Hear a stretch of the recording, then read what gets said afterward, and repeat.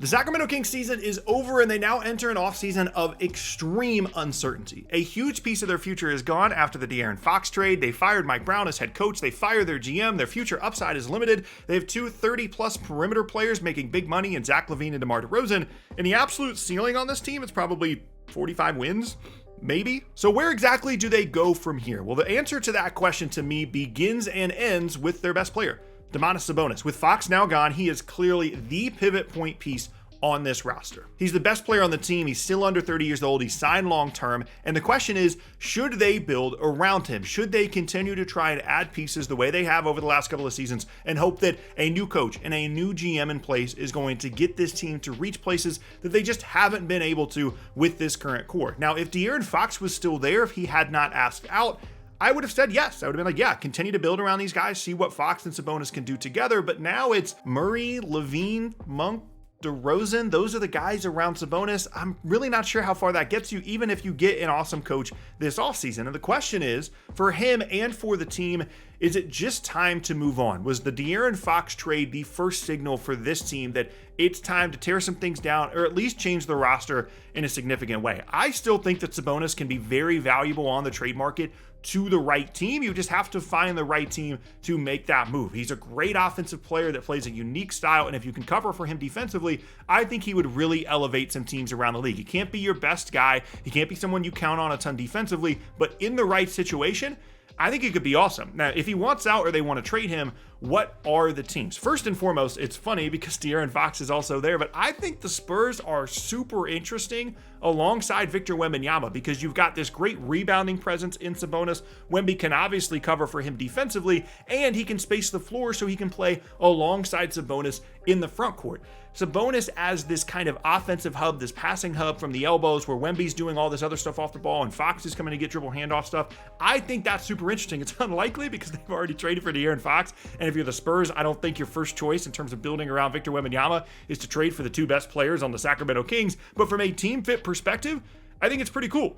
At the trade deadline, I mentioned the Warriors as an interesting spot, but obviously now that they've made the Jimmy Butler trade, they just don't have the contracts to make it work, but he's definitely their kind of player, depending on what happens with Draymond Green's future. I think a team like Portland would be super interesting because they've got a young roster and they could use a star at the center of it. They've also got plenty of contracts like DeAndre Ayton and some other assets that could help the Kings just get out of the Sabonis contract immediately and look to build moving forward. And even a team like the Raptors would be really cool if they wanted to try and make a leap, but unfortunately they don't really have the contracts to make it work without moving someone like RJ Barrett or Emmanuel Quickley, and they seem pretty committed to that group of Barrett, Quickley, Barnes, and Ingram. So overall, there's just kind of some weird trade fits, so the Kings would have to be very invested in getting it done, or more likely, in my opinion, Sabonis would have to ask out and request to be traded. And if they traded Sabonis, that would signal a rebuild, and then all of a sudden, DeRozan and Lavine would also become available as well.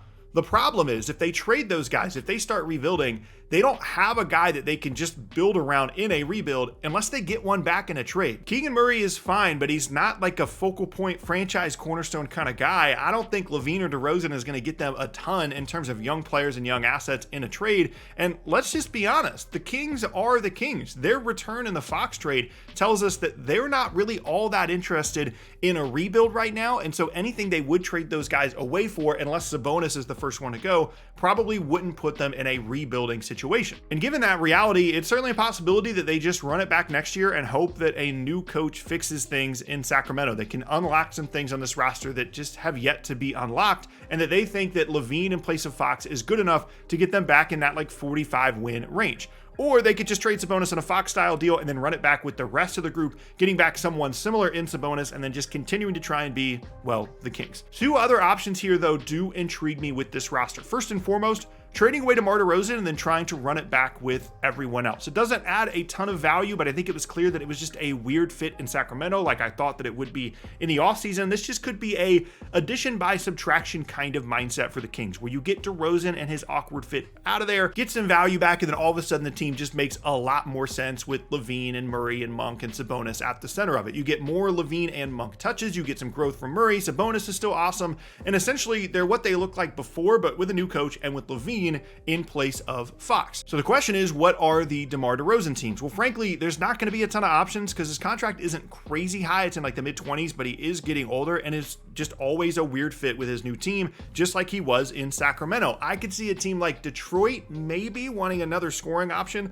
alongside someone like Cade Cunningham, but one of the reasons they've been so good this year is because they've added a bunch of spacing around Cade and just let him cook. And obviously, if you add in DeMar DeRozan, that's not adding spacing to your team. Maybe Dallas would be an option because they're getting desperate post-Luka trade. They need a little bit more offense until Kyrie comes back from his injury, and then he could potentially be, if you want to throw this out there, a big three, I guess, of DeMar DeRozan, Kyrie Irving, and Anthony Davis. That could be an option. Maybe Houston is an option if they can't get Kevin Durant or Devin Booker, or if they can get one of those guys and then they want another scoring piece alongside them and are able to get DeRozan for pretty cheap. Not great options there for Sacramento, but again, addition by subtraction by just getting rid of DeMar and maybe getting a little bit of value. The other option they could look at here is trade someone like Keegan Murray as the centerpiece of a star trade. Now, it's unlikely that this would happen, but I think Sacramento is kind of a sneaky Kevin Durant team. He would have to want to go there, which is super duper duper unlikely because they're one of the most dysfunctional franchises in the entire league. But if you go to Kevin Durant and you're Sacramento and you say, hey, we're going to trade Murray and some stuff for you, you're going to have Lavine, you're going to have spacing, you're going to be our guy towards the end of your career. And by the way, you can handpick whoever you want the head coach to be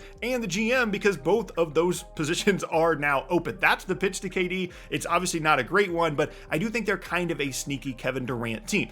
They also have some contract options like Lavine and DeRozan that could be interesting if they wanted to trade one of those guys away for some kind of star. The options are pretty bleak, but maybe they want to be the Trae Young team, possibly, given the possibility that Trae Young might be available this offseason, which we're going to talk about in a Hawks video coming up. Now, having said all that, in terms of star trade options, you're going to need some picks, right? And in terms of their picks, they have all of theirs except for this year's is owed to Atlanta, top 12 protected, and they're swapping with the Spurs in 2031. They also have a 2027 Spurs first and a 2031 Minnesota first as a result of some of these deals that they've made, including the Fox trade. Now, let's just be honest though. The concept of the Kings trading for a star on the level of something that's actually going to really help them this year is extremely unlikely. And it's the Kings, so they're probably going to do the weirdest thing possible, which is just run it back with the same team despite a very clear ceiling. The only thing that could change the future of this franchise in a dramatic way is if they traded Sabonis for a bunch of stuff, or if he asked out and were able to get a bunch of stuff. But as we mentioned earlier, the trade fits are weird, and as I say, and I feel like every single one of these What's Next offseason videos,